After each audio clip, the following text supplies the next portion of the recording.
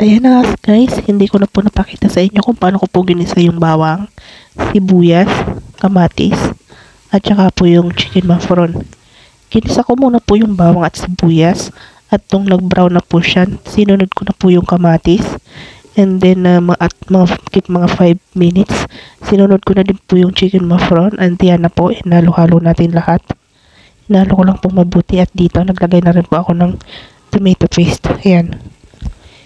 Isang buong tomato paste po ang ginamit ko dyan guys. At ayan na nga guys, sinalo-halo na rin natin siyang mabuti. Pagkatapos natin maglagay ng tomato paste, haluin lang po natin siyang maigi. Yan.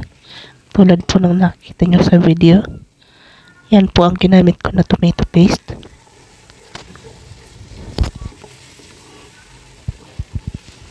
Make sure lang po na mahalo natin siyang mabuti para po magkaroon ng kulay yung ating macaron na bechamel yan.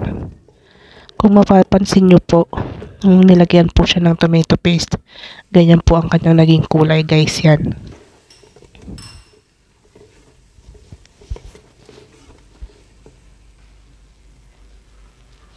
At yan, naglagay na rin po ako ng asin.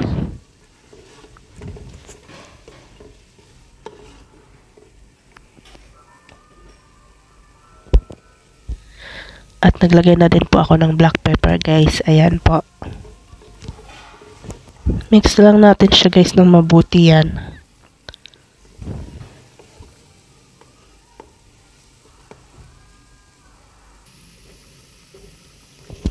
Yan na po yung pinakuluan ko na macarona. Ready na yan siya guys. Luto na yan siya. Napakuluan na po natin yan. At ayan guys, after 5 minutes, yan na po siya.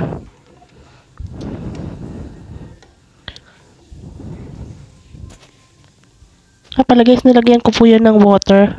Mga 1 cup of water po yan. Yan, takpan muna natin siya ulit. At yan guys. Ganyan yung kanyang itsura. Mix lang natin ulit siya. Yan. Mekos-mekos.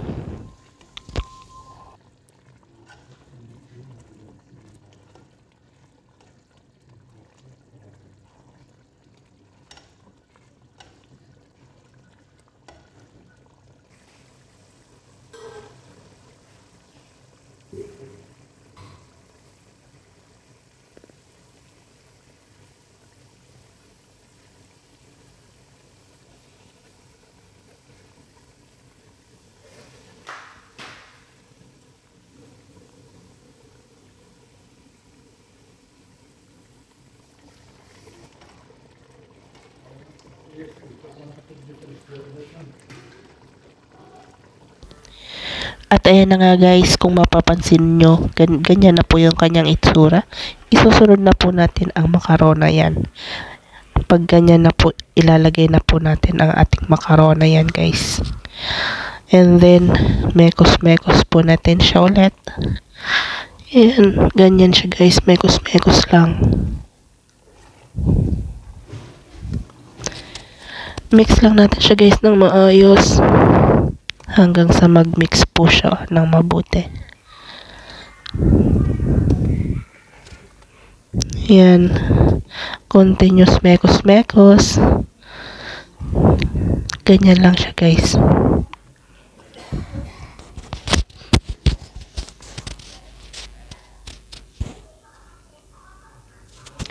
And then, pag nakikita nyo po na ganyan niya siya guys, okay na po yan. Pwede na natin po yan siyang i-remove at ililipat na natin siya guys sa Pyrex yan.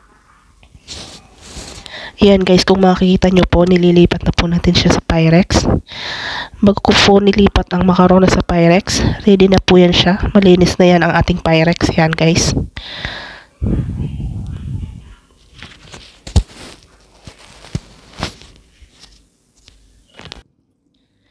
At ayan siya guys, matapos po nating isanin lahat ng ating macarona sa ating Pyrex.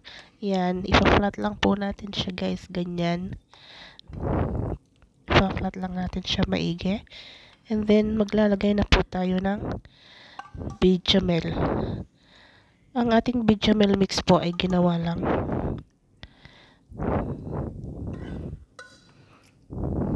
Pala guys, ang ingredients po ng paggawa ng bechamel mix is ano lang po, milk and flour. Hindi ko na po napakita sa inyo yung paggawa ng bechamel mix. And then, lalagyan na po natin ng cheese sa ibabaw. Yan guys.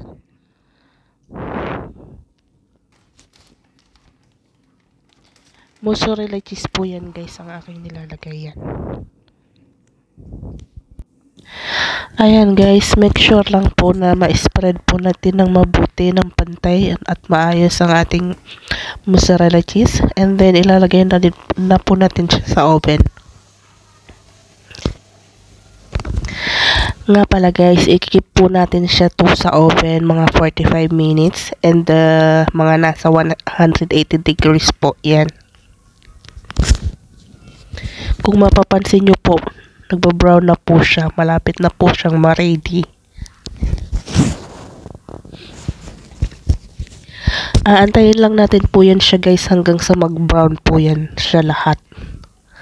And then kapag nag-brown na po yan siya lahat, it means na ready na po ang ating bechamel mix.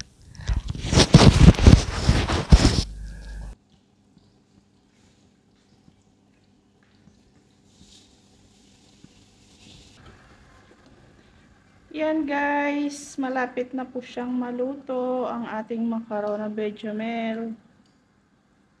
Yan, nag-brown na po ang kanyang color. Very nice color. Ganda po ng kanyang color.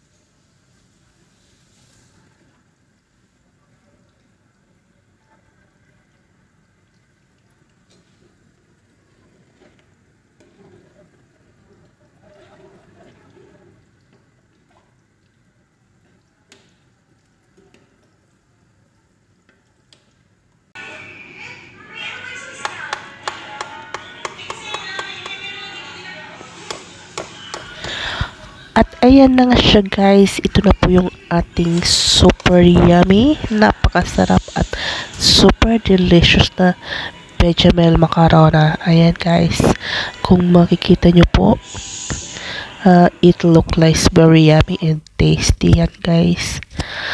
Makikita nyo naman po ang kanyang itsura yan guys, napakasarap, talagang mapapawaw ka sa sarap dahil super yummy-licious po siya guys. Kaya ano pang hinihintay nyo? Try nyo na din po. Yan. Sigurado ko guys, hindi po kayo magsisi, promise. Dahil napakasarap niya guys. Kaya subukan nyo na rin po magluto ng ganito yan guys. Thank you very much po sa lahat po ng nanood. Thank you for watching my video. Yan guys, don't forget to share, like, and subscribe. At sa lahat po ng hindi po nakasubscribe sa aking YouTube channel, please do hit the notification bell and don't forget to subscribe.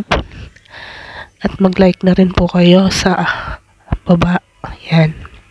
Pakishare na din po guys. Yan. Thank you very much and God bless you all. Thank you. Maraming salamat po. God bless. Bye-bye. Until the next video.